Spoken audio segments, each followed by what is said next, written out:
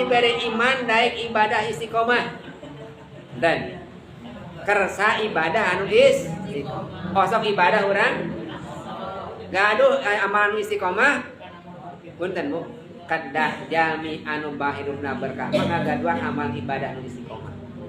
Ibadah anu istiqomah teh kumaha? Ibadah anu mayang teu pernah diputuskeun salian ibadah anu wajib istiqomahkeun. Sok ibu bari ngaistiqomahkeun maca Quran. Tong seueur-seueur teuing 5 ayat we sadinten.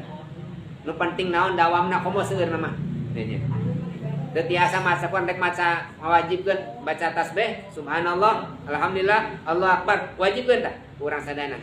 Dawamkeun amal ibadah eta anu istiqomah. Naon we amal ibadahna bade salat tahajud istiqomahkeun, bade salat duha istiqomahkeun, bade saum Senin Kamis istiqomahkeun. Eta teh tajlibul karamah. Nami